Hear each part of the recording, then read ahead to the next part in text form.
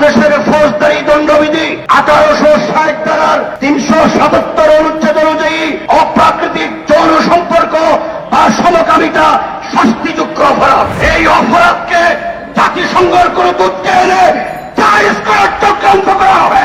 লড়াই হবে, লড়াই হবে। হেফাজত আছে, হেফাজত মানে থাকবে যে কোনো চক্রান্ত মোকাবেলা করার জন্য। আমরা শুনতে পাচ্ছি জাতিসংঘ মানবাধিকার কমিশনের কার্যালয় স্থাপনের জন্য ডক্টর ইউনূস সরকার নীতিগত সিদ্ধান্ত নিয়েছেন। বাংলাদেশে কোন কারণে মানবাধিকার কমিশনের অফিস স্থাপন করতে হবে আমাদের প্রশ্ন। বাংলাদেশে পিলখানা হত্যাকাণ্ড হল 2013 সালের শাপলার গণহত্যা চালিয়েছে আওয়ামী খুনি হাসিনা সরকার। 21 সালে কসাই মোদির আগমনকে কেন্দ্র করে আমাদের ভাইদের রক্তের রাজপথ রঞ্জিত হল। এদেশের হাজার হাজার আলেম মামলায় হয়রানির শিকার হল। 2000 অধিক ওলামা ইকরাম ছেলে বন্দী থাকলো। জুলাই বিপ্লবের সময় আমাদের সন্তানরা আজকে যেভাবে গণহত্যার শিকার হয়েছেন, তখন এই মানবাধিকার কমিশন কোথায় গিয়েছিল? সুতরাং ডাল মে কুচ কালা হ্যায়।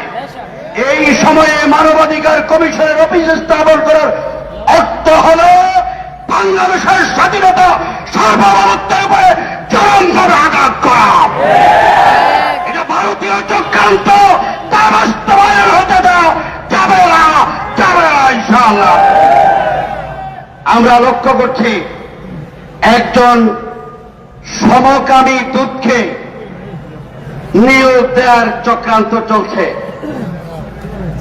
আমরা সরকারকে মিডিয়ার মাধ্যমে জানিয়ে দিতে চাই, বাংলাদেশের ফৌজদারি দণ্ডবিধি 1860 ধারার 377 অনুচ্ছেদ অনুযায়ী অপ্রাকৃতিক যৌন সম্পর্ক বা সমকামিতা শাস্তিযোগ্য অপরাধ।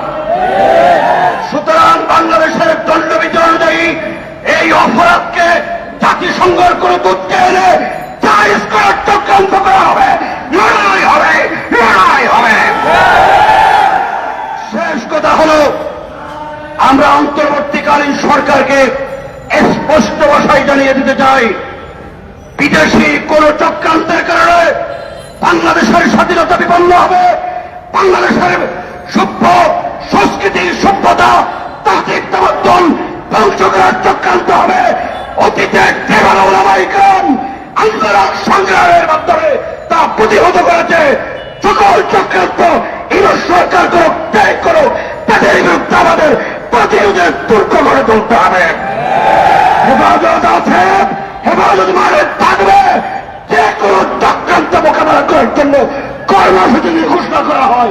এই কর্মসূচি পালন করার জন্য জান মাল কোরবান করে কারা কারা প্রস্তুত।